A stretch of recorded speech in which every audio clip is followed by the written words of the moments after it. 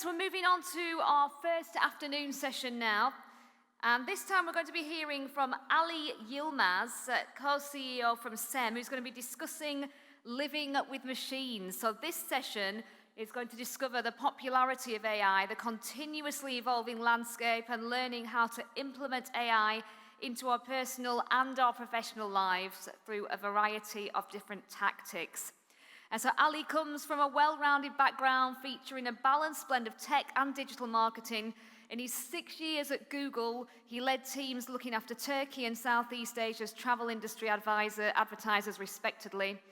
He spent 8 years at IBM before this. And so this is going to be another really interesting presentation. So ladies and gentlemen, if you could join me now, please, in welcoming Ali to the stage. Thanks, Ali. Okay. How many people here have watched Google I/O, which was about 2 to 3 weeks ago? 1, 2, 3, good. 4. A lot of people still haven't watched it. If you haven't watched it, please watch it. It's a 2-hour keynote where Google introduced all of its new goodies with I/O. But for now, I've prepared a little. I haven't prepared, it was out there. I just put it in this presentation. But there's a little clip of what they talked about at the Google I/O keynote speech. We just sat through the Google I/O keynote, and I think we spotted a trend. Let's see if you can spot it too. The AI platform shift, the next generation of AI. AI talent, AI system, the AI sandbox. AI tools, Vertex AI. AI overviews. AI overviews, AI overviews, AI overviews, AI overviews, An AI overview. AI premium customers. An AI-powered assistant, how you interact with AI. Personal AI assistant, intelligent AI, true AI assistant. Am I doing AI? How AI is transforming our products. Google AI. I think you got the point. Yes, AI has been all around. The last time I used this slide was, say, big data one more time, which was 2015. So things are changing. We're getting new technologies every now and then it becomes a trend, and we start talking about it. Yes, AI is the new trend. We all talk about it. Everybody is still trying to understand what AI is, because some people still think it's something you can hold, something you can pass on to somebody, something you can do. But it's actually a technology. It's a concept. It's a software. It's a piece of code that has been along for a pretty long time. So I've give you a brief of the history of AI. Don't worry, I'm not going to start from the 1950s, but I'm going to start from 1997. Does anybody remember IBM Deep Blue beating Garry Kasparov in the game of chess? Yeah, I see a few heads. So that's when it all started. It was called symbolic AI, sorry. Symbolic AI. So that was the first time a machine outsmarted a human being, and a smart one. That was the start of AI as we know it. It was all over the news. It was global. It was a big thing because the machine beat one of the smartest guys on the planet. I wouldn't want to be him at that time, because I was outsmarted by a machine. Now, 20 years fast forward, we come to 2017, when Google's AlphaGo beat the Go world champion. Now, it was the same concept. We were not very impressed, because it was, again, a machine beating a human being in a game that humans invented. But there was one little difference in between those things. When IBM designed Deep Blue, it was more of giving all the moves. So it was more about processing power and speed, which helped the computer beat the human being. Whereas when you look at AlphaGo, they just gave the rules to the machine. It started playing by itself. It learned the game. It started inventing new rules, not new rules, but new moves, where it was never done before by human beings. So that introduced machine learning to our world. It was different than the symbolic AI, because this time, actually, the machine was learning by itself. So what is the importance of these in our lives? We don't see any practicality of this in our lives, It's just newsworthy stuff where we see, all right, the machines are getting smarter, robots are coming one day, they're going to invade the planet, they're going to take our jobs, they're going to kill us and all that stuff. But other than that, we weren't seeing anything on a daily basis, right? Wrong. Because we were actually seeing them, but we weren't just aware of it. AI was in our personal lives for the last decade, and even more. How many times did you sit by somebody and searched for the same thing on Google and you got different results? A lot of the times, because that's AI. We called it personalized search results. We didn't call it AI, but it was personalized search results. When you look at social media feeds, we nowadays call it the TikTok algorithm, but it's AI. It was there since Facebook started back in 2005. It was suggesting friends, it was suggesting posts and contents. So AI was there. When you look at product recommendations on Amazon or on any shopping site, that's AI as well. So long story short, there's a lot of these, like the personal assistant, smart. Did anyone realize where Siri was in the previous slide? No, right? Make a guess. Which year did Siri come out? Yes, right. 2011. Can you believe Siri has been in our lives for 13 years now? That's AI as well. Personal assistants, self-driving cars, smart home devices. These are all AI devices, but we didn't call them AI. We just called them by these names. Those were in our personal lives. So AI has been a part of our lives, but why and when did we start talking about this? It's in the last 2 years that everything has turned into AI and we started talking about it. Why do you think that happened? Okay. With what did that happen? What happened and we started talking about it? Yes, ChatGPT. And what was ChatGPT differently doing than everything else? It was the first time that we were actually interacting with the AI itself. With all these products, we were interacting with the product. We weren't actually using AI, but the products were using AI at the back end. With ChatGPT, we started using it as consumers. So that's the start of commoditization of a product. When consumers as us start using a product, that's the beginning of commoditization. So AI is now for everybody. It's not just for tech companies who use it in the background. Now it's for us as well. That's why we started talking about it, because now it's a part of our daily lives. We're using that. When you look at ChatGPT in detail, it's basically search. You ask a question, you get a result. Yes, it looks at a lot of different areas and then tries to get you the best answer. Whereas when we were searching, what we were doing was Google was giving us the results and we were trying to find the answer. Now ChatGPT finds us for us. That's the difference, and it was doing something different that was never done before. That's why we started talking about AI. Okay, this is the personal side of the business. So we had this in our personal lives. But we're not here for this.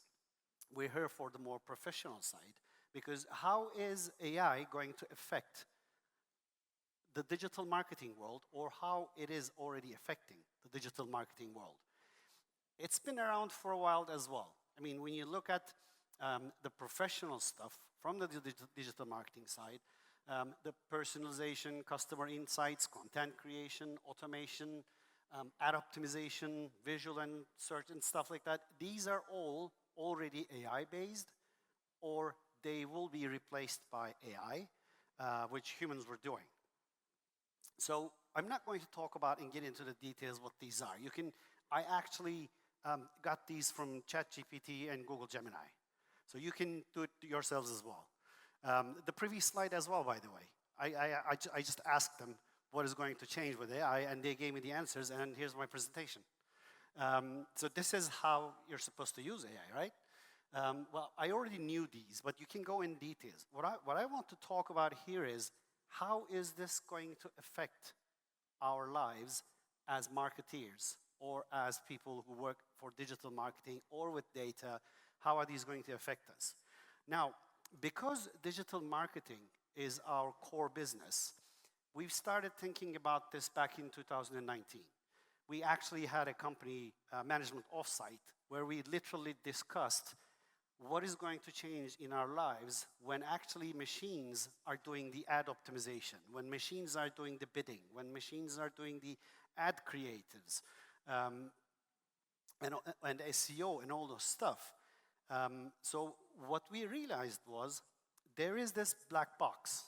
You can call it marketing, you can call it digital marketing, you can call it AI, you can call it something else. You can call it an agency as well. What happens is you feed an input and you get an output. Back in the days, that feed was a marketing brief, this was an agency, and you would get ads out of that. Of course, I'm simplifying this, but that black box was usually run by humans. With internet, that black box turned into humans plus technology with the internet ads. Now it's turning a little more into the machine side.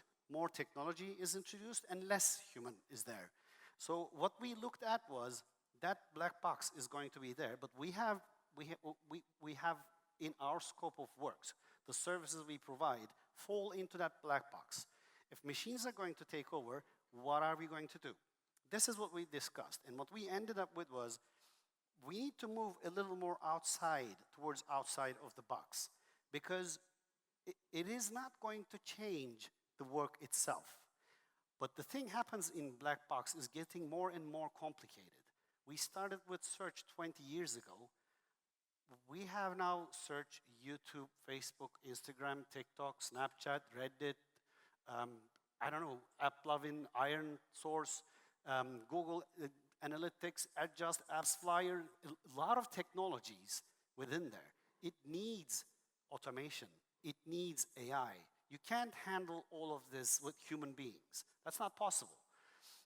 So we have to figure out how we're going to work with that, what humans are going to do and what machines are going to do. So what we decided was a lot of the, I would say, repetitive tasks, a lot of operational stuff, a lot of non-value add stuff should be automated and done by AI, but not by humans.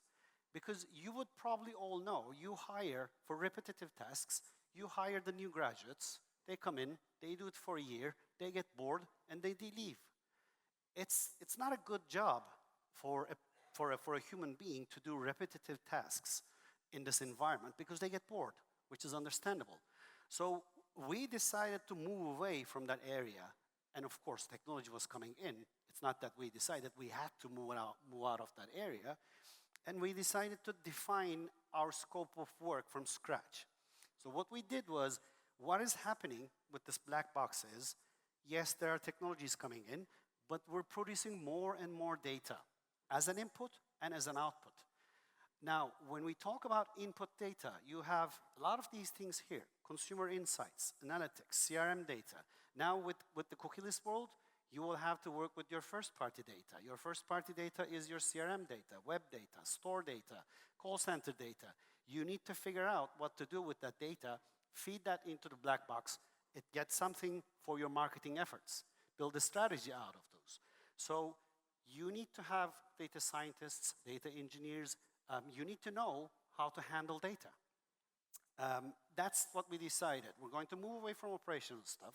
We're going to go into data, and we're going to have data scientists, data engineers, who can actually not just manage data, but clean the data. Because you can't use, if your data is not good, you can't use it. If you put bad data in the black box, you'll get bad results. You need to have a clean data to do that. And what happens at the end of the black box? At the end of the black box is your marketing strategy. So a lot of data is coming out, and you need to make sense of that data. So what we did was, we took our people in the operational jobs, running campaigns, and worked with consulting companies to turn them into consultants who can actually look at the data, understand the algorithms, work with data scientists, and define a strategy for our clients. That's how we ended up changing the company. So we learned how to work with AI rather than being worried about whether AI is going to replace our jobs or not. So as a result, what happened out of this? I think this is good for everybody.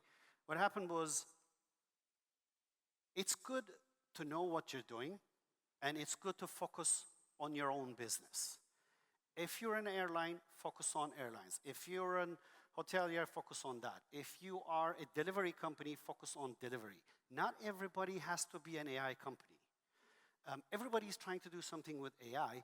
Yes, you can use it, but don't try to become an AI company if your core business is not with AI. Instead, use AI to improve your employees, to improve your marketing efforts, to try to understand how you can do that better, how you can leverage your employees, how you can leverage technology to make better marketing.